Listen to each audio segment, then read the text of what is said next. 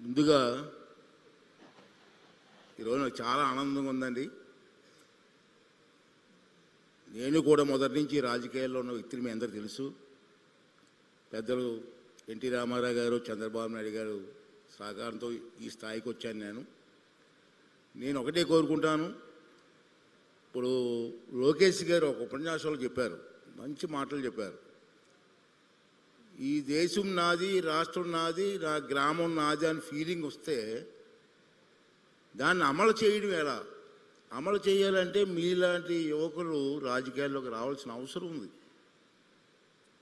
ఇప్పుడు రాజకీయాలంటే భయం పడే రోజులు వచ్చాయి.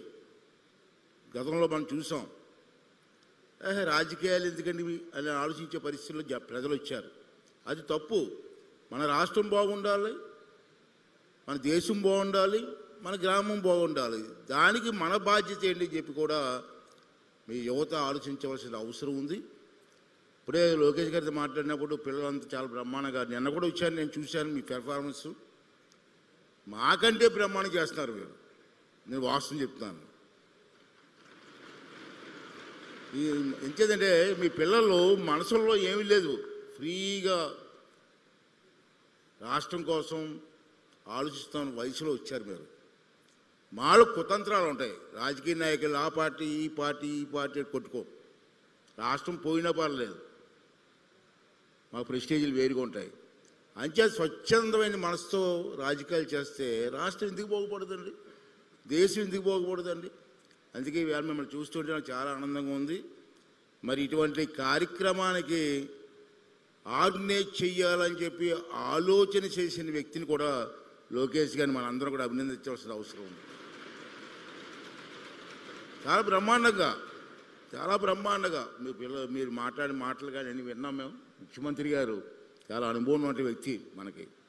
వారి సమక్షంలో మీరు మాట్లాడితే మాటలు చూస్తే ఎంత హ్యాపీ ఫీల్ అయ్యామంటే, 8వ తరగతి 9వ తరగతి 10వ తరగతి పిల్లలే ఎంత బ్రహ్మాండం మాట్లాడితే, రేపు మీరు డిగ్రీస్ పాస్ అయ్యి ఇంజనీరింగ్ పాస్ అయ్యి రాజకీయాల్లోకి వస్తే ఈ సమాజం కోసం ఎంత ఆలోచిస్తారో ఒకసారి మీరు అందరూ కూడా ఆలోచించవలసిన అవసరం ఉంది.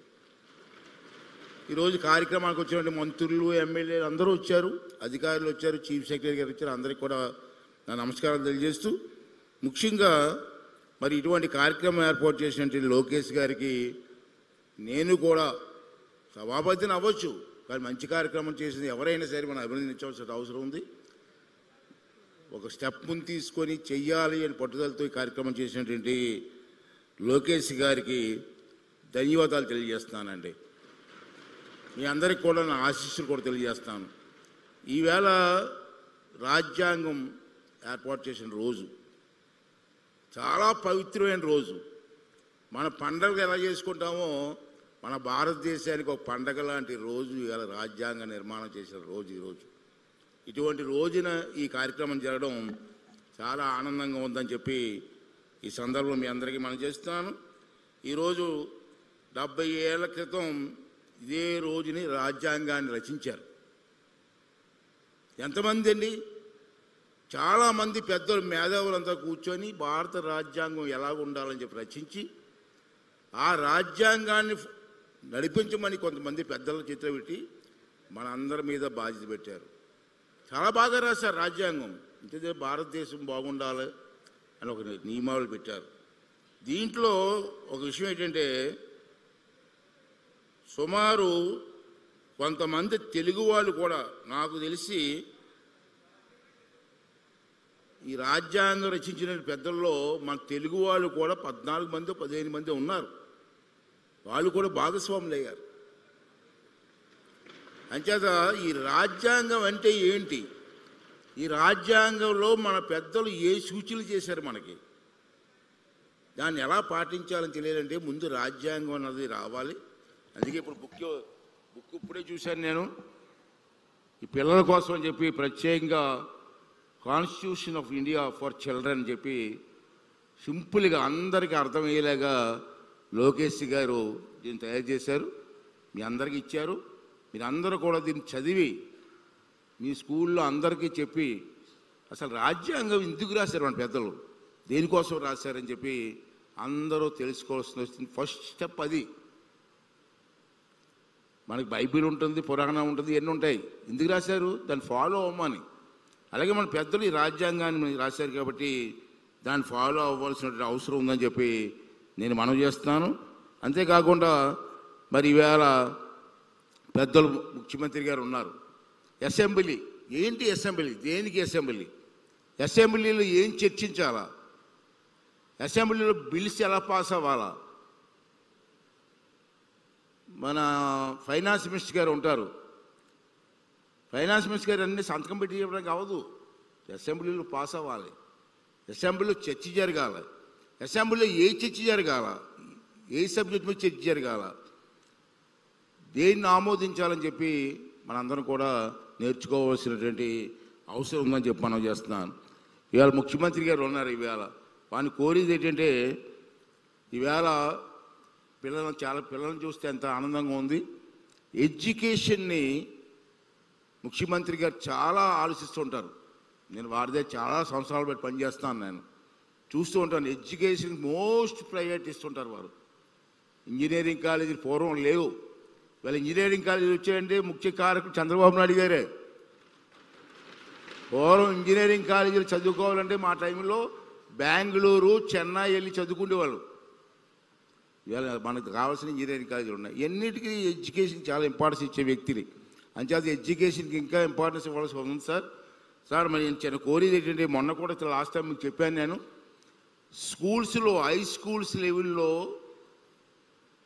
పిల్లలకి పూర్వం మేము చదువుకున్నప్పుడు, నేను ఇంటర్మీడియట్ చదువుకున్నప్పుడు ఎన్సిసి, రెడ్ క్రాస్ ఇటువంటివి ఉండేవి సార్. దాన్ని పునర్నిర్మాణం చేయవలసిన అవసరం ఉంది. ఎందుకంటే ఎన్సిసిలోనే రెడ్ క్రాస్లో నేను పనిచేశాను. నేను హై స్కూల్ స్టడీస్లో ఒక సేవాభావం వస్తుంది సార్. దాన్ని ప్రయత్నం వస్తుంది. హై స్కూల్స్లో పూర్వం హై స్కూల్స్లో బ్రహ్మాండమైన ప్లే గ్రౌండ్స్ ఉన్నాయి. ప్రతి ప్లే గ్రౌండ్ని మనం తయారు చేసి అక్కడ గేమ్స్ ఆడుకునే ఏర్పాటు చేయవలసిన అవసరం ఎంతైనా ఉందని మనం చేస్తున్నాను.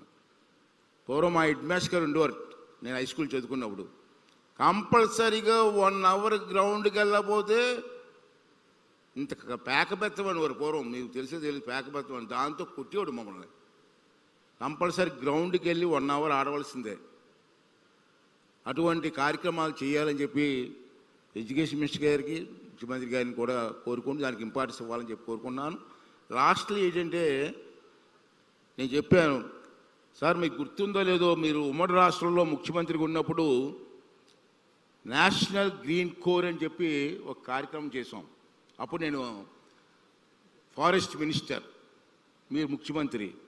ఒకే రోజు కొన్ని లక్షల మొక్కలు ఒక్క రోజు రాష్ట్రం అంతా నాటేవాడిని. చంద్రబాబు గారి నాయకత్వంలో. ఇందాక మీరు అసెంబ్లీలో ఇప్పుడు మాట్లాడినప్పుడు కూడా మీరు మాట్లాడారు. క్వశ్చన్ వచ్చింది, ఫారెస్ట్ మినిస్టర్ మీరే కదా, నువ్వేనా ఫారెస్ట్ మినిస్టరే, నువ్వు మాట్లాడావు ఉందా చూశాను నేను. అతను కూడా క్వశ్చన్ వచ్చింది ఇందాక. నేను ఏంటంటే, మళ్ళీ ఆ కార్యక్రమం మీరే చేయగలరు సార్. కార్యక్రమం చేయండి. ఒకే రోజు రాష్ట్రం అంతా, అన్ని జిల్లాల్లో, అన్ని గ్రామాల్లో మన పిల్లల చేత లక్షలాది మొక్కలు నాటితే కార్యక్రమం తీసుకోండి సార్ అని చెప్పి మరొకసారి మీ అందరికీ మనవి చేస్తూ, ఒకటి మేము కోరుకున్నానండి, రాజ్యాంగం కోసం, దేశం కోసం ఎంతోమంది పెద్దలు త్యాగం చేశారు, ప్రాణాలు అర్పించారండి. అల్లూరి సీతారామరాజు గారు లాంటి పెద్దలు, సుభాష్ చంద్రబోస్ లాంటి పెద్దలు ఎందుకు చనిపోయారు? వారి కోసమా? వారి కుటుంబం కోసమా? కాదు, ఈ దేశం కోసం, ఈ దేశం బాగుండాలని త్యాగం చేశారు. అటువంటి త్యాగాల్ని మనం మర్చిపోకుండా మనం కూడా వారిలాగా త్యాగం చేయమని అనట్లేదు నేను. ఈ దేశం కోసం ఆలోచన చేసి ప్రతి ఒక్కరు కూడా ఆలోచన చేయవలసిన అవసరం ఉంది.